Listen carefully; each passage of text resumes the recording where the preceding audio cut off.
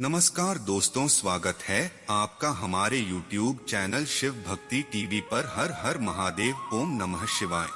आप लाखों रुपए खर्च करेंगे लेकिन फिर भी इस प्रकार की जानकारी कोई भी व्यक्ति आपको नहीं दे पाएगा। इस प्रकार का खर्च करने के बाद भी आपको नहीं मिल पाएगी। दोस्तों, आज का यह वीडियो आप लोगों के लिए बेहद ही महत्वपूर्ण साबित होगा, क्योंकि आज की वीडियो में हम आपको बताएंगे एक चीज जो मात्र 10 रुपए में आपको बाजार में आराम से मिल जाएगी। 1 जनवरी 2024 के दिन अपने घर में खरीद कर लाने से आपके घर में कभी भी धन की कमी नहीं होगी। यह एक चीज को घर में लाने पर आपके घर में मां लक्ष्मी जी का आशीर्वाद पूरे साल बना रहेगा। तो आधा अधूरा ज्ञान सबसे खतरनाक, बहुत ही हानिकारक होता है। इसलिए वीडियो को पूरा और ध्यान से देखिए, तभी आपको हमारी बातें समझ में आएंगे।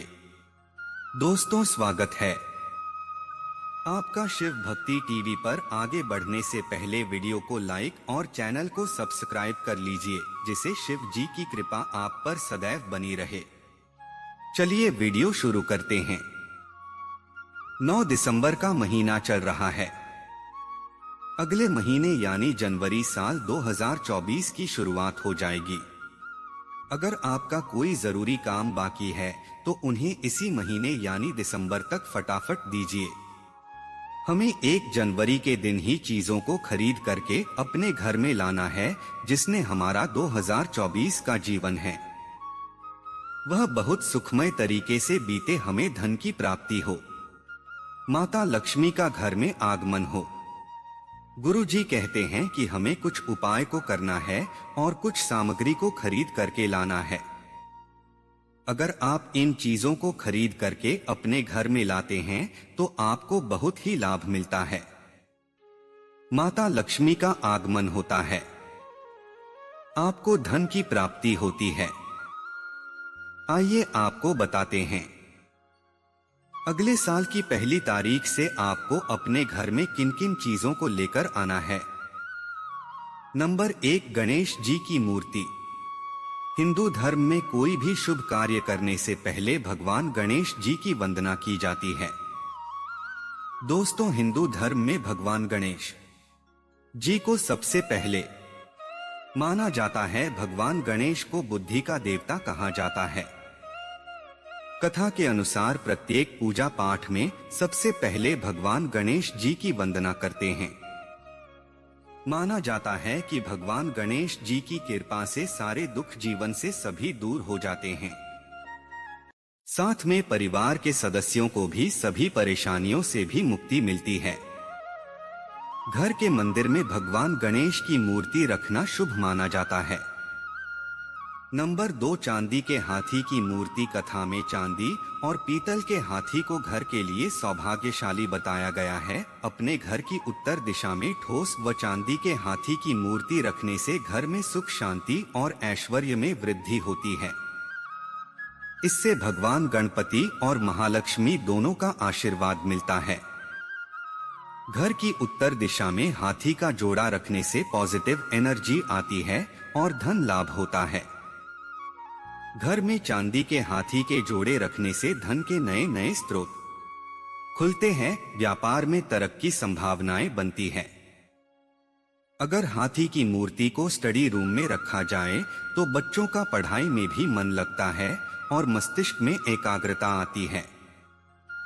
हाथी की जोड़ी को मुख्य द्वार के बिल्कुल सामने रखा जाए तो धर्म के रास्ते के घर तक आते हैं। गुरु जी कहते हैं कि बेडरूम में हाथी की मूर्ति जोड़े में रखी जाए तो पति पत्नी के संबंधों में मधुरता आती। संत गुरु जी कहते हैं समस्या आदत से जुड़ी हुई है और बाधाओं को दूर करती है। संत मेरा के पानी को पूजा करते समय स्थान को साफ और शुद्ध करने के लिए छिड़का जाता है।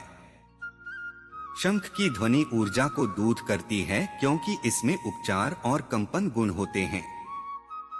जब शंख को नियंत्रित स्वास्थ्य के साथ बजाया जाता है तो उसमें ओम की ध्वनि निकलती है, जो मन को शांत करने में मदद करती है।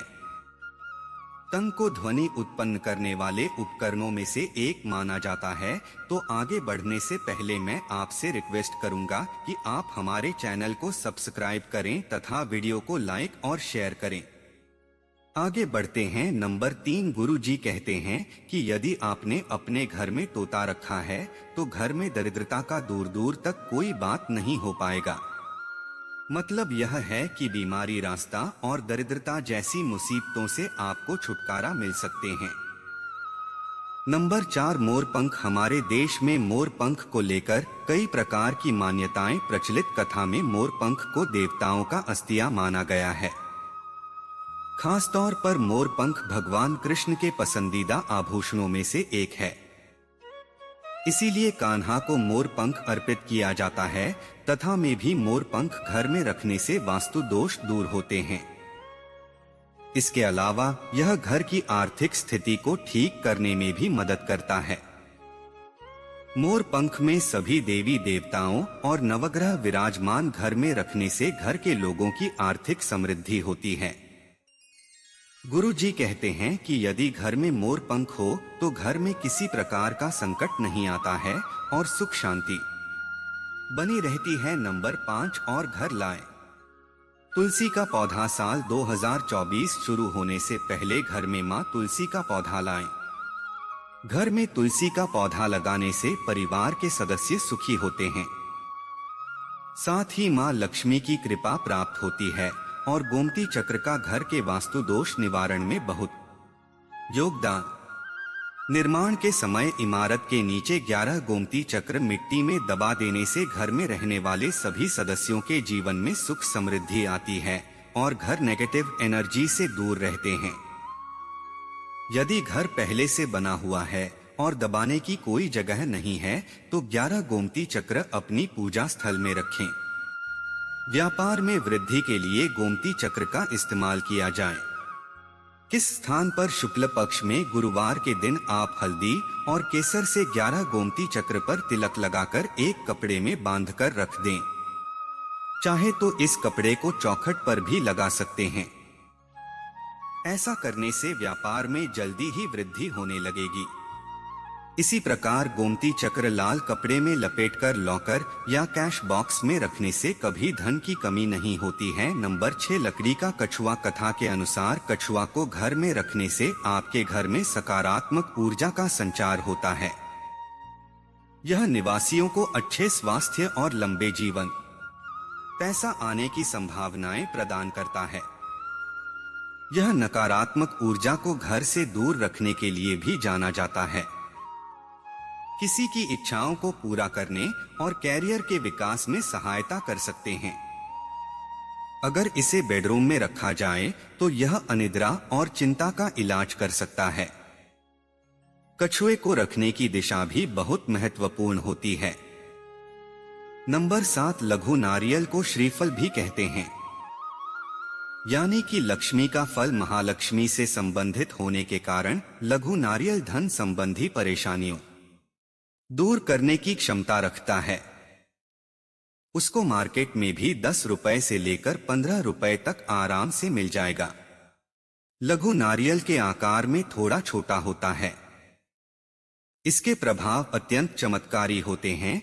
कथा के अनुसार लघु नारियल की उपस्थिति में कभी भी घर में धन और अनाज की कमी नहीं होती है। इसके प्रभाव में घर में अनाज का भंडार भरा रहता है और आपके घर में परिवार पर कोई आर्थिक संकट आ गया है और उसके समाधान के सारे रास्ते बंद हो गए हैं तो लघु नारियल आपको इस संकट से बचा सकता है। लघु नारियल में इतनी शक्ति होती है कि आपका घर धन से भर सकता है। तो दोस्तों, अगर आपको गुरु जी की बातें अच्छी लगी हो तो कमेंट बॉक्स में जय भोले बाबा, जय पार्वती मैया जरूर लिखें।